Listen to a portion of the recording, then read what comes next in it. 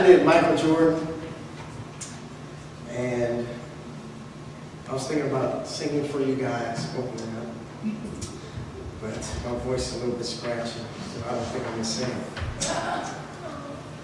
But I'm gonna read this book. It's called For the Love of the Game, Michael Jordan and Me. Hopefully y'all can see these pictures. When he was just a little boy, when he was just a kid, Michael saw a basketball, and this is what he did.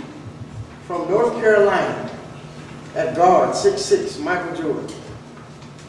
For the love of the game, he rises from the chair. He steps to the court. He greets his team. He takes his stance. He makes his move. He slaps the ball. From clutching hands, snaps it to a friend, helps his team to win. He forgets to obey the law of gravity, jumps not up and down, but up and up and up, then he stops. Stands right there on a little piece of air. Will he shoot from the left or shoot from the right? Which hand will he use tonight? He sails higher, holds the ball above the bucket, and jams it through the net. Before he lands smooth as a gliding plane, then he turns and smiles at the memory of flying. For the love of the game, of life, I rise from my bed and greet the world. I am here. The sun has risen, but barely in the pale light. I see a world of many paths, partly hidden by trees and shadows of trees. It is a puzzle of power and beauty. I must see more. Someday I will choose a path and go. But I hear the voices of naysayers. You can't. Too hard. You can't. I hear the voices of doomsayers. Danger. All is danger, and I am afraid. Under what tree lie the roots that will trip me? In which shadow hide the holes that will shallow me? Then, through the din of voices, I hear the chanting of people who love me. If you fall, you will rise again. I breathe their words. I feel the strength of my spirit. If I fall, I will rise again. The sun is at mid-morning. The time to prepare is now. In the game of life, I choose the path that I will take. I listen to my heart beating my rhythm. I take my chance. I take my stance. I make my move.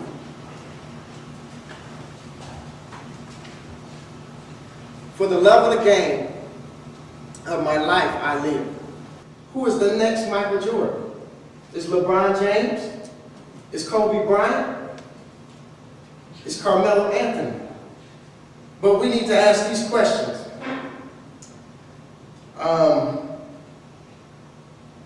Michael had many setbacks. He had injuries. I remember when he had the gambling problem. He had less talented players on his team like Bill Cartwright. And he was feeble. I can remember when they played the Detroit Pistons. You know, he would go in for a layup or a dunk. You know, Dennis Rodman and I forgot the Pistons center. Bill Laimbeer. Yeah, they would hurt him, you know, and they would just push him down. But Michael never gave up. And we need to be like Michael, but we need to be like Jesus even more. But what are your setbacks? You know, that's what I'm going to ask you. What are your setbacks? What's holding you from being who you need to be? But what I want to say to end, the title of this book was For the Love of the Game. I want to ask you, what is your game and how much do you love it?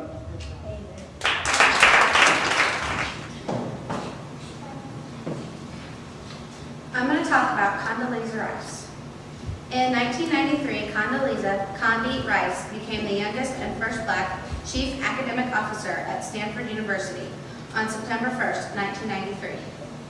Rice served as Senior Director of Soviet and East European Affairs on the National Security Council from 1991 to 1993 for President George Bush. For Bush's son, President George W. Bush, she was confirmed as head of the National Security Council in 2001. Born in segregated Birmingham, Alabama, Rice has risen to prominence and esteem as an academician and an expert in international relations. Her father was a university administrator, and her childhood circumstances were comfortable despite her experiences with segregation. Political science was not her first choice for a college major. Initially a music major at the University of Denver, Rice changed her major and graduated in 1974 at age 19.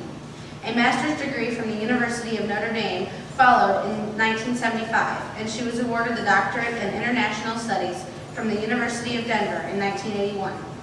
One of the internships she held while pursuing her doctorate was with the U.S. Department of State.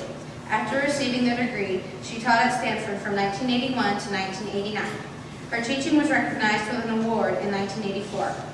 A fellowship in 1987 allowed Rice to serve as special assistant to the director of the Joint Chiefs of Staff, whose assignment was strategic nuclear policy.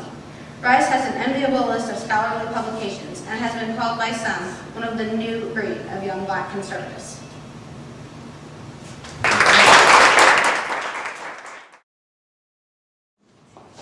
want for us to give everyone who participated in this program a big round of applause.